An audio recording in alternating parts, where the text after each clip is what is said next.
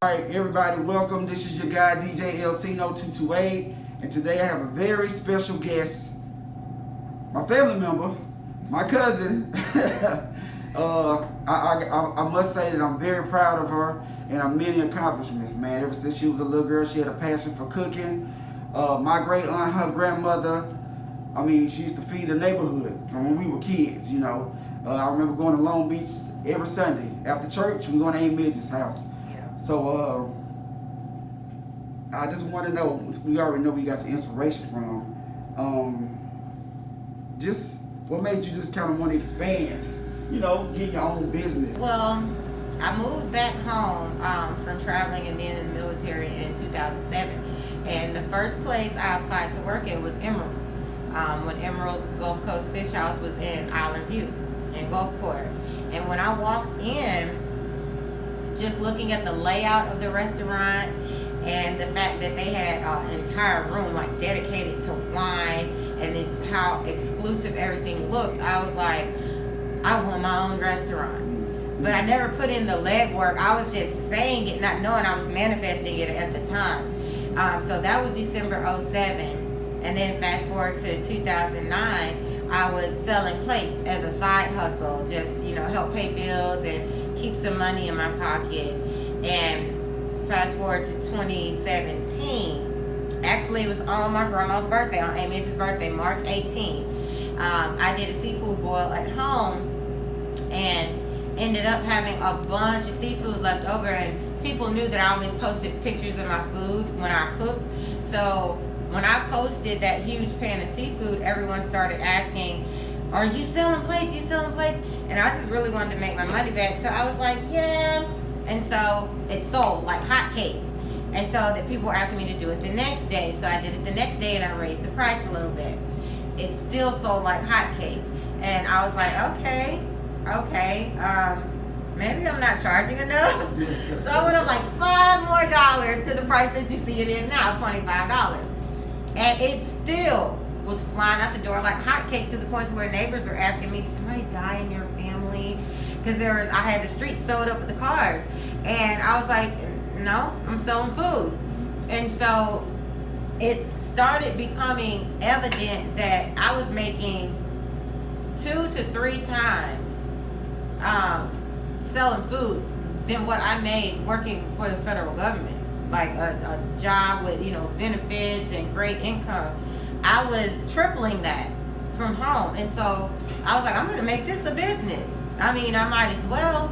So I stepped out on faith in April of 2017, and I created my LLC. And when I was trying to think of a name for it, exactly what Cuz just said, I want to go to Aunt Midge's to eat. That's how I came up with the name, because that's what I wanted people to say. I'm going to Aunt Midge's to eat. And it took me all the way back to church. After church, everybody would congregate and everybody wants to know, where y'all going to eat? What we eating today? You know, who's cooking? Everybody's answer was, I'm going to Aunt Midge's. Especially if she was making the red beans and rice and the homemade biscuits and that fried chicken.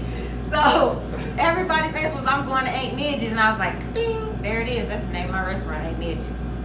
And so I didn't want the overhead of a restaurant. I didn't want a building. In the future, I wanted a restaurant once I decided to make it a business. But initially, I was looking for a food truck. God had other plans, because while I was looking for a food truck, none of the ones I found were reasonably priced that were going to still leave me cushion room to customize it if need be, pay for all of my permits and licensures and all of that. So a good friend of mine ended up inboxing me about this location and that it was available on certain days. And so I jumped on that opportunity. I just stepped out there. I was like, I'm just gonna do it. I jumped on that opportunity and then ended up getting this building for myself versus subleasing it. And here I am. I just opened this location November 14th of 2020. I'm real proud of you. Just keep on pushing. We still gonna have that opening. We gonna have the opening party. I'm gonna bring my DJ stuff over here. DJ Elcino. I'm gonna bring my DJ stuff over here, and we just gonna get it cracking, man. And I feel like now more than ever, man. You know, with everything that went on with the pandemic, of even people, losing family members, us sticking together as a whole on this Gulf Coast, just really, just anywhere, man. It's such a good thing. Like, you know, I know that you ladies had the boss brunch a couple of weeks ago. I saw some clips of it on Facebook, and I mean, I thought that was a real, like, it was just like a positive thing to see togetherness, you know, just people, man. The ladies is out there. Yeah. My daughter actually got up, she did a little testimony. I mean, I like seeing positive stuff. That's just me, man. It's just, there's so much going on in the world, and all I look for is a positive energy. And what you're doing here is, y'all see the menu. Y'all see the menu.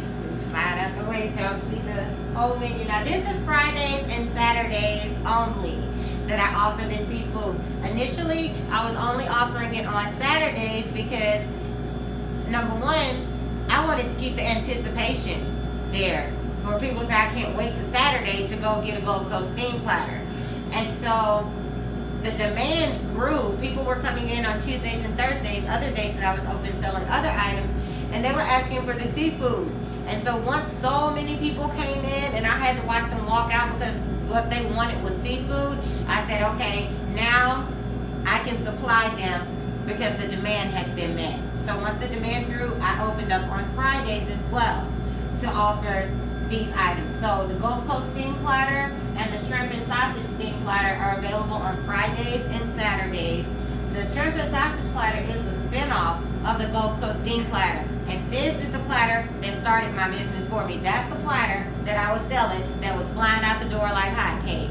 It comes with 2 snow crab clusters, 5 jumbo shrimp, and I use the U10s, which 5 of them, you only get 10 to 12 pounds, and 5 of them is equivalent to about half a pound of shrimp. You get 7 mini creamer potatoes, a full sausage link that's enclosed on both ends, and it is a beef sausage link because I know a lot of people don't like pork or don't eat it. You get a corn cob, you get 2 boiled eggs that I slice in half and lay them flat open so that the top is visible, because after that, everything gets drizzled with what I call a big dog sauce. Now the big dog sauce, I named that after my homeboy Mississippi O. He pushed me to create a sauce for this platter. And I never wanted to create a sauce. I was fine with just doing the drawn butter, and I was like, no, I like to be different. Everybody's doing a sauce. I don't want to do a sauce. And so he stayed on me and stayed on me and stayed on me. And so I was like, you know what?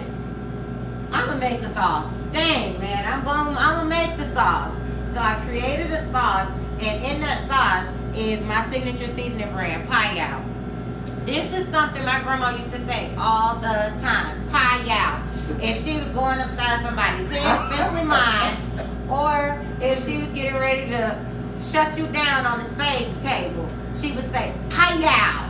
And so that word was always impactful to me, sometimes literally. It had an impact. And so my seasoning, I knew it had an impact. When my customers were telling me when they would order this platter and they would get that 1 ounce ramekin with the Payao seasoning in it, they tell me I saved it and I cooked this with it and I cooked that with it. And so many customers came back to me giving me feedback saying that it was good on everything that they tried it on and that I should sell it.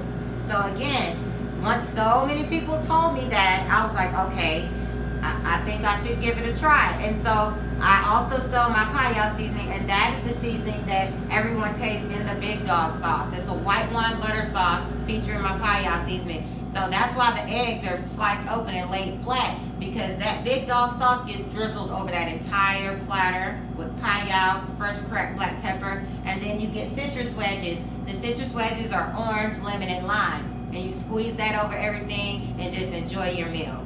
Now for people that can't eat crab legs or don't eat crab legs, they can get the shrimp and sausage platter. That comes with more shrimp. You get 8 jumbo shrimp minus the crab and everything else that comes on the Gulf Coast steam platter, and that one's 18. These 2 platters have been a staple for me.